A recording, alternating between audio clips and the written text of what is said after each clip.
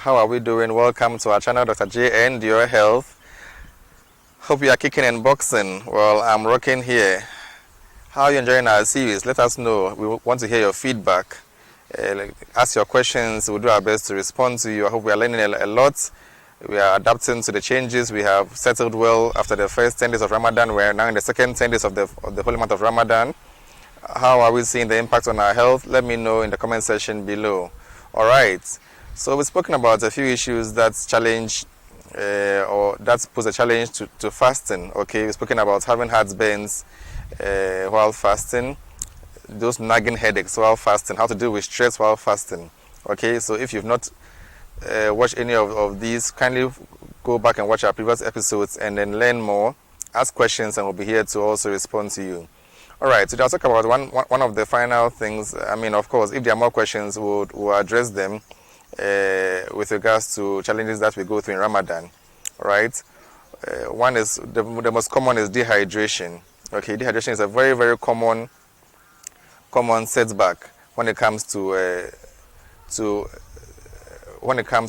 Ramadan fast. Okay, or when it comes to fasting in general. All right, and that is because the Muslim fast involves taking only the suhoor and not taking water or food throughout the day until sunset. So if you do not take much water at the time of suhoor, as we have been jamming on in almost all the videos, or taking food that contain much of the fluid, you realize that you end up getting dehydrated during the day. Or if you're taking foods or meals which cause you to lose much more fluid during the day, like the caffeine-rich meals, like meals which are high in salt content, all of which we have spoken of in our previous videos, they all go a long way to affect you and cause you to be dehydrated.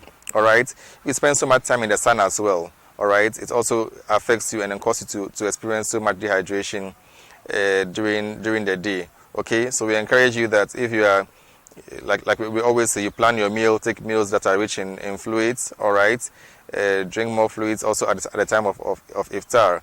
Caution again to those who have conditions which are triggered by dehydration, like the sickle cell disease that we've spoken about in previous videos. Okay, so what do you do to prevent it? The same thing that we keep on drumming: your fluid rich meals. All right. The second thing also is that you try and also protect yourself from the sun. All right, try to avoid being in the sun for longer hours. Okay, try to wear a protective shield if you're out. Maybe protect your wear a cap over your head. All right, if you have to those who wouldn't even need an umbrella over their head, also feel free to also use that. All right, and then just keep yourself well hydrated during the times that you are allowed to feed. I'll add another one which probably we've spoken about generally, but not really focused on, and that has to be the issue of hypoglycemia. Okay, so there's one of dehydration. That is when you lose your fluid content, and of course that could also cause you to even pass out. All right.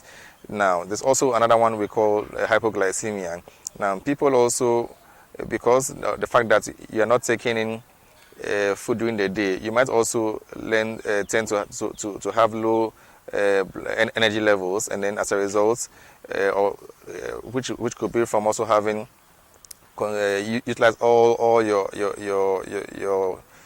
sources, all right, of energy. All right, so you realize that these people now tend to also lose all energy and now become hypoglycemic. Now when this happens, and then also there are people who are more prone to that. All right, those who are having conditions which predisposes them to having having hypoglycemia, like the issue of diabetes, mellitus. All right, so if you're on medication for that, also we've spoken about in our previous videos, you should also do your possible best to continue taking them as directed by your doctor. All right, but you should know that dehydration and hypoglycemia are common to a person who is fasting.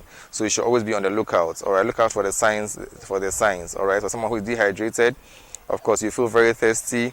You feel there'll be drying of the lips and all of that. All right, so when these are now tend to have negative influence on your health, you advise that you seek help. Okay, the same for the hypoglycemia. When you realize that you're beginning to have symptoms of the hypoglycemia, all right, you're now feeling this bit of confusion here and there. You feel dizzy. All right, all of these things tell you that no, maybe your sugar content is low, so you should quickly check it. That is for those who are prone to that. All right, the diabetics.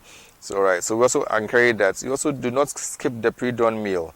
The pre-dawn meal is what is to carry you throughout the day and give you the energy that you require to carry out your daily activities. So do not skip the pre-dawn meal. Suhoor is very, very important. All right, suhoor is very important. Take a wholesome meal at the time of suhoor. Take in more fluids so you can do away with the dehydration, hypoglycemia, which are the issues, which among the issues which worry people who fast. And Ramadan fast is also not an exception. So this will draw the curtains to the challenges that we face when we fast. In our subsequent videos, I'll do my best to try and talk about some of the benefits that you can get from observing the Ramadan fast. Okay, so keep your comments coming, share, subscribe, and always make health your priority. We are here for you, and we are here to discuss health. So until we meet again, take care, and it's bye-bye.